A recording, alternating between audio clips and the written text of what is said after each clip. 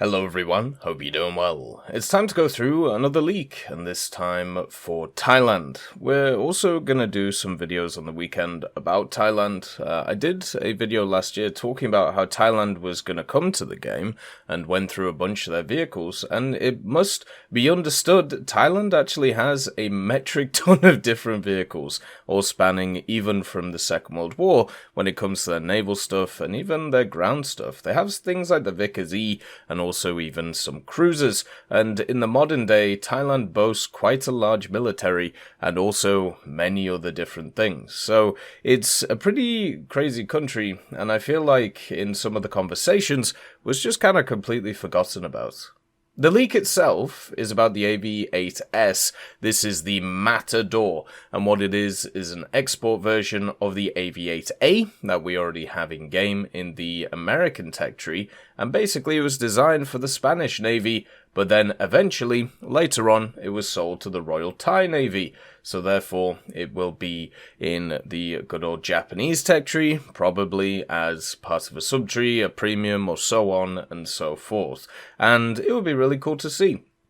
The Harrier itself is a fantastic vehicle. It's quite fun to play, and also in-game has kind of a weird place. I think it's probably the way to say it, and since we have so many different variants of the Harrier now, they're kind of all over the aerialistic matchmaking. But they do have a lot of features which make them useful in ground as well, whether you look at stuff like the Harrier GR7, or the Sea Harriers, or even just the early ones. The only Harrier which is in a pretty rough place right now, I would say, is actually the GR1, which of course doesn't have countermeasures, but has the SRAM, so ends up at BRs where it doesn't really fit very well. It's a tough thing to play. But the AV8S, which would just be an AV8A, would be completely fine. Sitting at 9.7, it would have its same 9Gs, it would work well, and it would also fill a gap which the Japanese really need help with. And this is the thing, right? One of the hilarious things over the last few years is everybody was talking about South Korea, and how South Korea could fit into the Japanese subtree. And of course it could. Of course, all of these things could happen.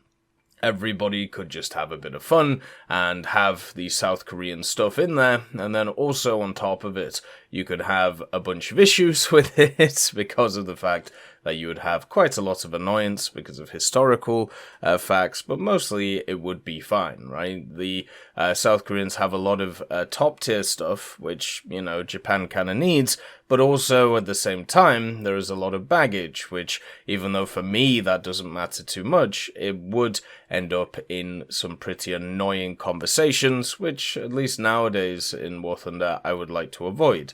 So Thailand, which has had a much better relationship with Japan over the years, and also, at the same time, has a ton of different weaponry options, that would be the one to go for. If you don't realize, Thailand has a ton of stuff that would fill a bunch of BRs for Japan. You have stuff like the VT4, that is a export variant from China. You have stuff like the T-84 Oplot. This would be a way of getting a Ukrainian vehicle into the game.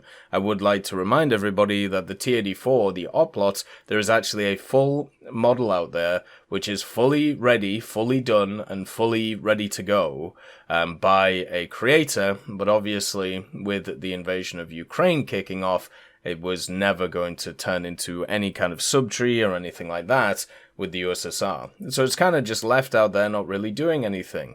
But for me, it would be kind of nice to see the T-84, and this would be a way of getting it into the game, just like they have with a few of the Ukrainian vehicles too, such as the T-80UD. Then you have, of course, the M60, the M48A5PI, Scorpions, Stingrays, all of these random things, plus BTRs, Strikers, and everything else you can kind of think of.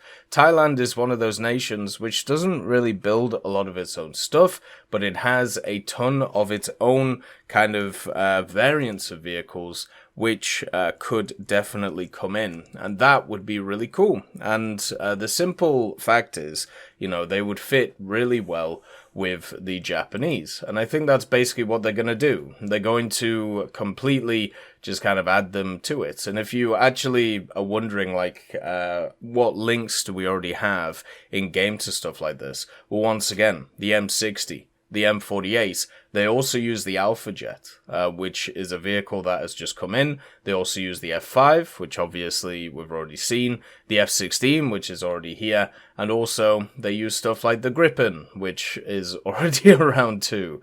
So once again, just a lot of vehicles currently which are already modeled in the game, and if you had a look at stuff such as the Finnish tech tree, had a look stuff, not really the South Africans, but the Finnish and the Hungarian really kind of show this. What you're looking for is a bunch of vehicles which are, at least to start with, familiar to people, so then you can get them into the subtree, and then also it bolsters lineups from the main tech tree that it's added.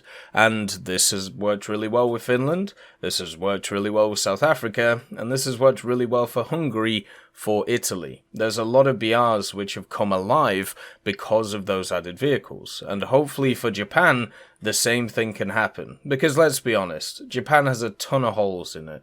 It has a massive amount of holes, and even with the holes that are there, the ones which some of them are filled with are just straight up fake vehicles, which they have kind of said over the years that they want to get rid of once, you know, new plans come in. Well, this could be one of those plans. Maybe this is the time where the R2Y2 gets removed. I highly doubt it, but it is at least something to think about. And it also shows the impact that some of these subtech trees can have.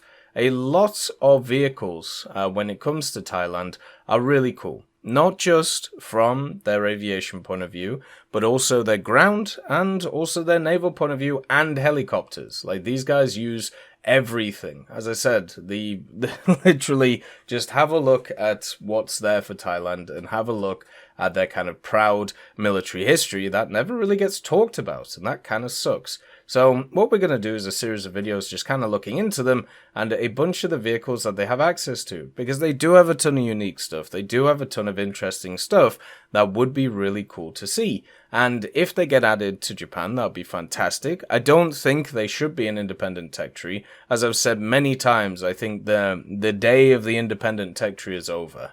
We're now going into a different time, which is the era of the subtree, meaning that you can enjoy previous vehicles and also not have to have an issue with, you know, grinding out a bunch of new stuff with new crew skills and all of that general things. I think at some point we will get some independent tech trees in. I don't want to.